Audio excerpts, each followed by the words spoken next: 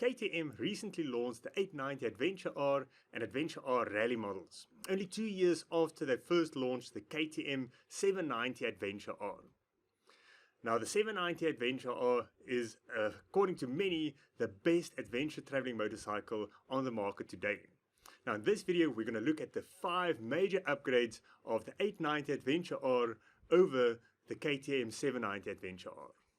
Hi, I'm Francois from adventurebiketroop.com, where we chat about bike riding, maintenance, travel tips and more. Now if you are new here, please consider subscribing. If you like the videos, please give it a thumbs up.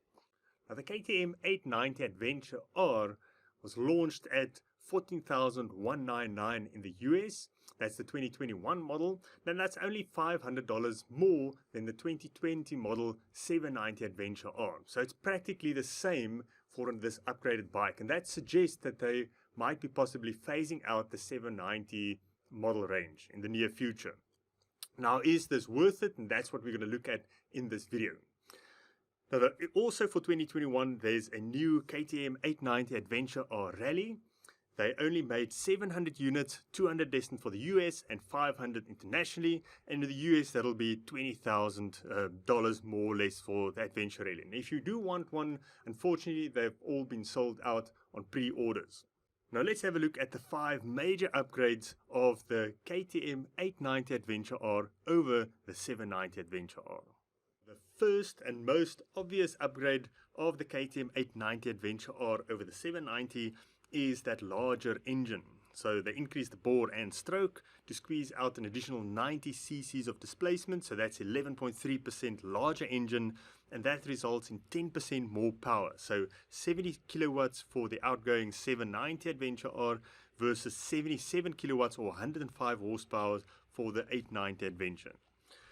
Now KTM's, they were obviously both liquid cooled, but KTM's spec says the 890 has a water oil heat exchanger, and also the new engine is Euro 5 compliant. Now the 790 is already a quick bike. I mean, it can do, I've seen them do more than 200 kilometers per hour, so it's 125 miles per hour, way above any legal speed limits. So the 790 is already a very powerful bike for one of the lightest adventure bikes in this class. So the average rider like myself will probably not feel the difference, but the pros out there I'm sure will disagree and love the additional power of the 890 Adventure R. Now the second upgrade is the increased flywheel mass. So KTM quotes a 20% higher rotating mass in the flywheel.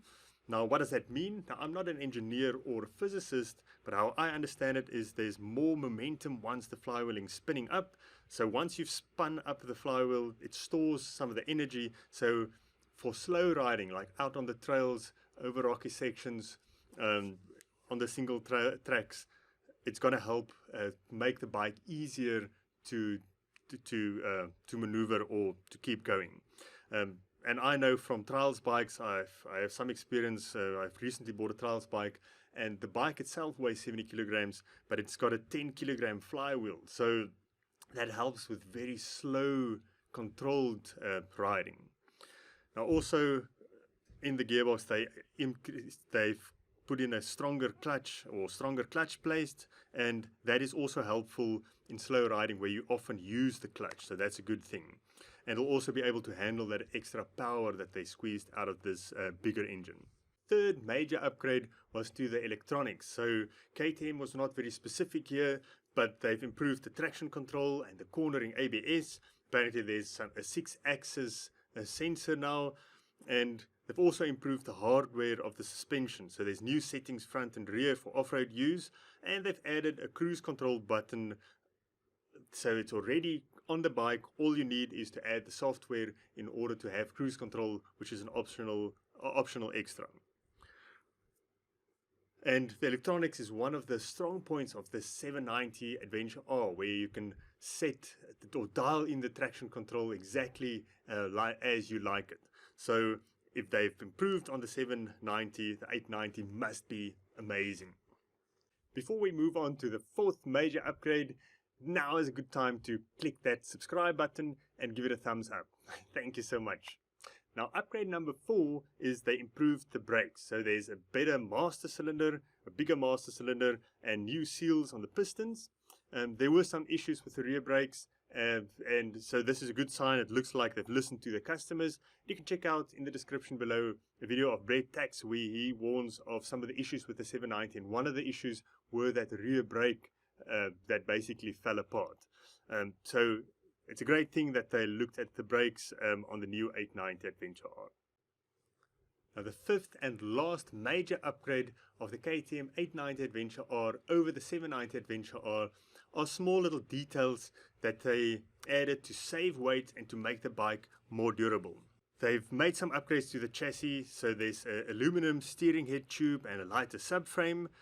They've anodized the hubs instead of powder coated them. So I've heard this mentioned on other videos before, and I didn't know what this means, so I googled it. And anodizing is basically an electrolyting process where they increase the thickness of the natural layer or oxide layer on the surface of the metal part. So basically what it means is it's more durable, it cannot peel off or flake like powder coating, and it basically remains part of the actual metal. So that's anodizing. Then there's the fuel line close to the fuel pump has a protector over it now, so there's less chance of it chafing through or getting damaged. And yeah, there's just small little things that they've improved on this bike, which is great to see. So those are the 5 major upgrades of the KTM 890 Adventure R over the 790 Adventure R. Now, it looks like it's going to be an awesome bike. Many riders consider the 790 Adventure R the best adventure traveling motorcycle. I disagree for one major reason, and that is all those electronics. While there are awesome rider aids to make you get the most out of these awesome bikes, I still prefer a basic bike when you go out touring. And the only one really that they make new now in this class is the Yamaha T7.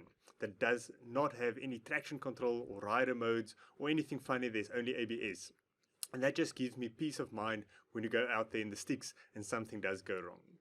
Now, you can check out one of my videos on KTM reliability. If you look in the comments, you'll find some first-hand experiences of riders with new KTMs and the issues they've had with electronics. While they don't complain about the bikes and they say the bikes are awesome, it is something that they mention, so go check out that video and let me know what you think about the new KTM 890 Adventure R. Thank you for watching, and please hit that subscribe button and give it a thumbs up. Cheers!